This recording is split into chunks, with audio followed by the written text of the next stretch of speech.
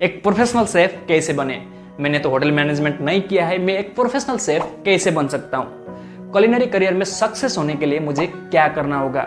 जो हमारे बाद में इंडस्ट्री में आया था वो तो सीनियर शेफ बन गया, हमारा ग्रोथ क्यों नहीं हो रहा है।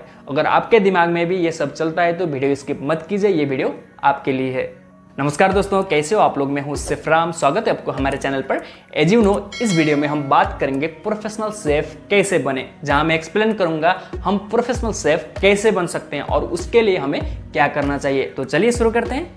फर्स्ट है डिसाइड योर करियर। हाँ जी, सबसे पहले हमें अपना करियर डिसाइड करना है, क्योंकि एक शेफ का जॉब दिखने में जितना आसान लगता है उतना आसान होता नहीं है। ये काफ़ी रिस्पॉन्सिबल एंड स्किलफुल जॉब होती है, जहाँ एक अलग कॉन्फिडेंस, एटीट्यूड, डेडिकेशन तथा टीम वर्क का जरूरत होता है। हमें हिट के साथ खेलना होता है और ये वीकेंड तथा फेस्टिवल को हम कम ही सेलिब्रेट कर पाते हैं। इसलिए सबसे पहले हमें अपना करियर को चूज करना है। अब आपने मन बना ही लिया है कि शेफ कोट तो पहनना ही है और इस इंडस्ट्री में आना ही है, तो चलते हैं नेक्स्ट स्टेप पर। सेकेंड है एजुकेशन। अगर आपने होटल मैनेजमेंट कुलिनरी कोर्सेज किया है तो अच्छी बात है। अगर आपने नहीं किया है, एज अ फ्रेशर इंडस्ट्री में ज्वाइन कर रहे हो, तो फिर कुलिनरी के बारे में काफ़ी सारे बुक्स आते हैं। आप उन बुक्स को पढ़कर तथा वीडियोस को देखकर अपना नॉलेज ग्रो कर सकते हो, जैसे कि cooking methods, cross contamination, food safety etcetera. क्योंकि केवल खाना बनाने से हम शेफ नहीं बन सकते। अगर हमें शेफ बनना है तो हमें बेसिक्स फूड साइंस तथा कुलिनरी टेक्निक्स के बारे में समझना बहुत जरूरी है। और जब भी हम फ्रेशर होते हैं तो वहाँ पर हम क्या गलती कर देते हैं, जैसे कि हम एक पर्टिकुलर सेक्शन में ज्वाइन करते हैं, जैसे कि Indian, continental, Chinese, Japanese etcetera में।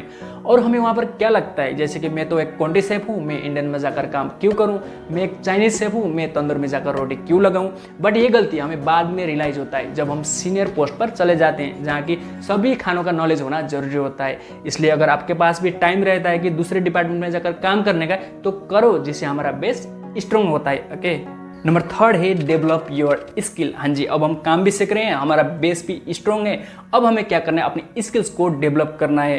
क्योंकि क्या होता है, जब भी हम फ्रेशर होते हैं, हम सेकंड थर्ड कंपनी में काम कर रहे होते हैं, वहाँ पर क्या होता है, 8 to 10 आवर्स का ड्यूटी होता है। बाकी फ्री टाइम में हम क्या करते हैं, रील्स बनाना, वीडियोज़ देखना, जिम जाना, गिटार क्लासेस ज्वाइन करना, ये सब करते हैं।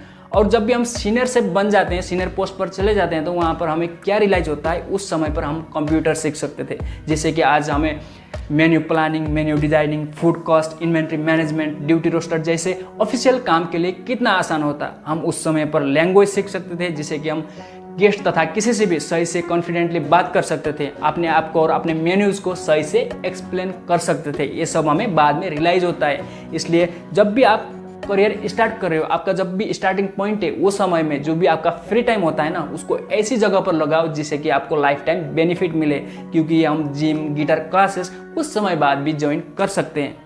नंबर फोर्थ है एक्सपीरियंस एंड कॉन्फिडेंस। अब हमें ज़रूरत है एक्सपीरियंस की, क्योंकि एक स्किलफुल जॉब होती है, इसलिए एक्सपीरियंस बहुत ज़रूरी होता है। जिसके लिए हम क्या कर सकते हैं, डिफरेंट होटल एंड रेस्टोरेंट में जॉब कर सकते हैं। जिससे क्या होता है कि हमारा एक्सपीरियंस तो बढ़ता ही है, साथ में हमारा पर्सनल ग्रोथ भी हो जाता है, जैसे कि self motivation, dedication, responsibilities, team management etcetera. Okay, अगर हम बात करें कॉन्फिडेंस की, तो कई लोग ऐसे होते हैं जो कि खाना भी अच्छा बना लेते हैं, उनका बेस भी स्ट्रॉन्ग होता है, उनको आता सब कुछ है, बट जब भी वो एक इंटरव्यू फेस करते हैं तो वहाँ पर पहले नर्वस हो जाते हैं, पहले पसीना छूट जाता है और वो अपने आप को तथा अपने मेन्यू को भी गेस्ट के सामने सही से एक्सप्लेन नहीं कर पाते। और जब भी वो खाना बनाते हैं तो वहाँ पर भी वो डर जाते हैं कि कोई खाने में कंप्लेंट ना आ जाए। ये होता है लो कॉन्फिडेंस के कारण।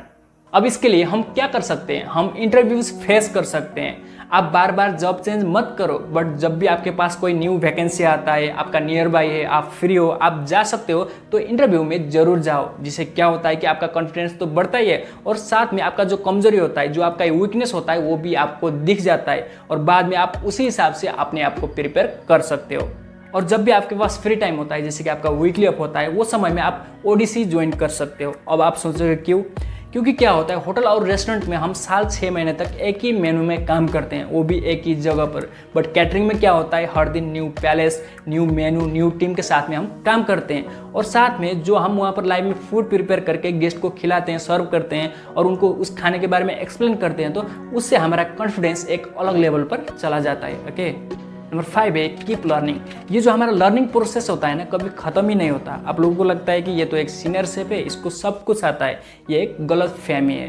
क्योंकि जब तक हम इस इंडस्ट्री में है, हमारा लर्निंग प्रोसेस चलता रहता है और हम कुछ ना कुछ सीखते रहते हैं। जैसे कि हम फ्रेशर थे, वहाँ पर हमने बेसिक के बारे में सीखा। जब हम कमी लेवल में आए, वहाँ पर कुकिंग टेक्निक्स तथा डिश प्रिपरेशन करने सीखा। जब हम डेमी तथा सीडीपी लेवल में आते हैं तो वहाँ पर इन्वेंट्री तथा ड्यूटी रोस्टर बनाना सीखते हैं। जब हम शेफ के लेवल पर आते हैं तो वहाँ पर हम team management, marketing, menu design तथा menu planning, food cost calculation, ये सब के बारे में सीखते हैं। तो ये जो सीखने का प्रोसेस है ना, चलता रहता है। इसलिए आपको भी कुछ ना कुछ सीखते रहना है, चाहे आपका वो न्यू डिश प्रिपेयर करना हो, चाहे वो आपका ऑफिशियल वर्क। और यहाँ पर काफ़ी लोग क्या सोचते हैं, मैंने तो होटल मैनेजमेंट नहीं किया है, मैं एक प्रोफेशनल शेफ कैसे बन सकता हूँ, मैं स्टार लेवल में काम कैसे कर सकता हूँ। ये भी गलत है। हाँ, आज के समय पर होटल इंडस्ट्री में कंपटीशन ज़्यादा है, सर्टिफिकेट का जमाना है, बट ऐसा भी नहीं है कि आप HM के बिना एक प्रोफेशनल शेफ नहीं बन सकते हैं, क्योंकि ये एक डिजिटल जमाना है भाई। यहाँ पर आप पेड कोर्सेज के बिना भी बहुत कुछ सीख सकते हो और अपने आप को प्रिपेयर कर सकते हो। बस अपने पास सीखने की इच्छा होनी चाहिए, आपके पास पैशन होनी चाहिए। ओके। और यहाँ पर मैं एक चीज़ सजेस्ट करना चाहूँगा, अगर आप भी फ्रेशर हो और आपके दिमाग में ये सब चलता है कि